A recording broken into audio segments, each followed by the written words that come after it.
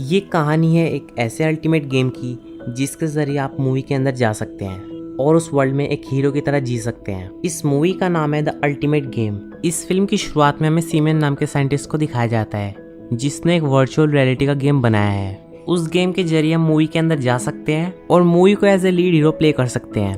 वो अपने इस इन्वेंशन को ट्राई करने के लिए खुद मशीन के अंदर जाता है और मूवी शुरू होती है एक पुराने जमाने के रेलवे स्टेशन पर जहां पुलिस एक मर्डर को इन्वेस्टिगेट कर रही थी। लेकिन इस गेम के बारे में सीमेन को सब पता था, इसलिए वो वहां जाकर बड़ी स्टाइल में मर्डर की सारी डिटेल पुलिस को दे देता है। वो बताता है कि इसको एक मॉन्स्टर ने मारा है और वो मॉन्स्टर इसी कैरेट के अंदर है। वो सबको खोलकर भी दिखाता है कि उसके अंदर मॉन्स्टर है। वहीं अब सिमियन अपने इस इन्वेंशन से बहुत खुश होता है क्योंकि अब वो बहुत जल्दी अमीर बनने वाला था। वो इस गेम को खत्म करके तुरंत अपनी वाइफ रेने को बुलाता है और इस गेम को दिखाता है। पहले तो रेने मशीन के अंदर जाने से डरती है, लेकिन सिमियन के इंसिस्ट करने पर वो मान जाती है। सिमियन उसे ये भी कहता है कि इस आविष्कार की मदद से लोगों को एक नई लाइफ मिलेगी क्योंकि अपनी लाइफ के स्ट्रेस को इससे कम किया जा सकता है और कुछ समय के लिए एक नई लाइफ को एक्सपीरियंस कर सकते हैं। लेकिन अभी भी रेने इसके अंदर नहीं जाना चाहती थी क्योंकि जैसे मूवीज में वो मॉन्स्टर से बचते बचते घूमते हैं, वो ऐसी लाइफ जीना बिल्कुल भी पसंद नहीं करती थी, इसलिए वो वहां से चली जाती है। फिर सिमियन रेने के पास जाता है तो उसे असली रीजन का पता चलता है क्यों रेने उससे गुस्सा हो गई थी, क्योंकि रेने को लगने लगता है कि सिमियन अपनी मैरिड लाइफ से स्ट्रेस में है, जिसकी वजह से उसने ये मशीन बनाई है ताकि वो कुछ समय के लिए अपनी स्ट्रेसफुल लाइफ को छोड़कर किसी और की लाइफ को जी सके।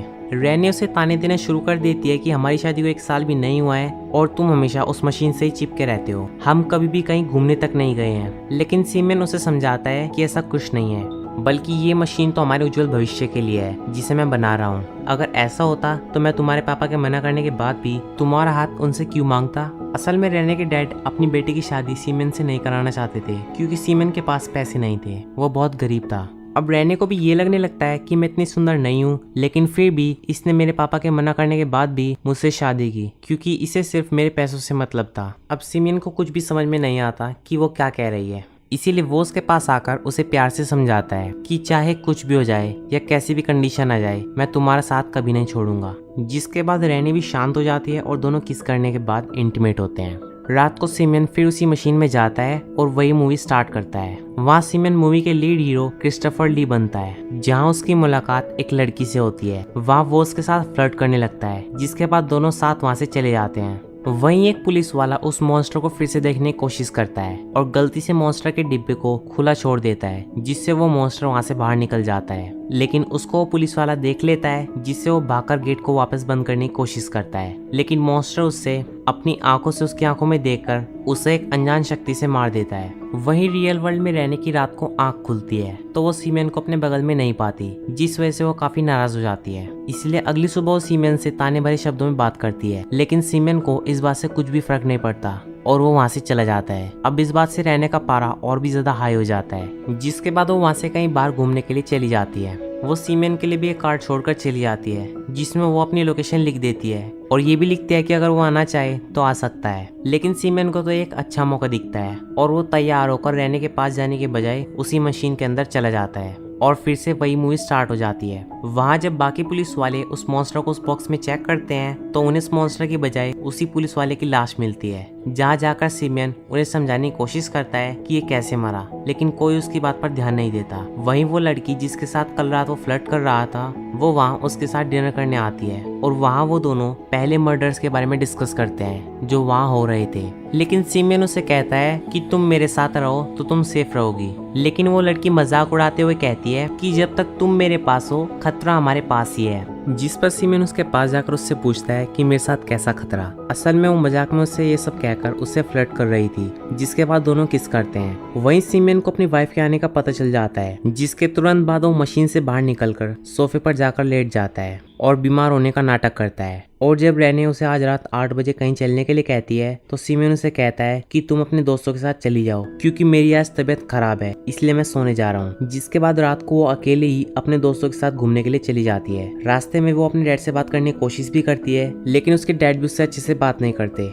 जिससे वो और ज्यादा दुखी हो जाती है। इसीलिए तुरंत वो कार से ऊपर वापस सीमेन के पास जाती है, लेकिन वहाँ जब वो उसे बेड पर नहीं मिलता तो वो सीधा उस मशीन की तरफ जाती है। वहाँ वो सीमेन को नेक्ड उस मशीन के अंदर देखती है, जिससे उसे समझ में आ जाता है कि मशीन के अंदर सीमेन क्या कर रहा है। रात को फिर सीमेन जब बेडरूम में आता है तो रेने पूछती है कि तुम कहाँ पर थे, जिस पर सीमेन कहता है कि अपने ऑफिस के कुछ पेपर वर्क कंप्लीट कर रहा था। फिर रेने सीमेन के सो जाने के बाद उस मशीन के अंदर जाती है और मूवी स्टार्ट करती है। मूवी के अंदर बाकी पुलिस टीम मरे हुए पुलिस वाले का पोस्टमार्टम कर रही होती है ताकि उन्हें पता चल सके कि इसे आखिर कैसे मारा गया है। वही रेने उस लड़की के पति के पास जाकर सब बता देती है कि तुम्हारी वाइफ मेरे हस्बैंड के साथ सो रही थी, लेकिन वो लड़की रेने को चांटा मार वहां से चली जाती है और रेने देखती रह जाती है कि उसके साथ ये क्या हुआ। वहीं पुलिस टीम को पोस्टमार्टम के बाद भी पता नहीं चलता कि वो आखिर मरा कैसे।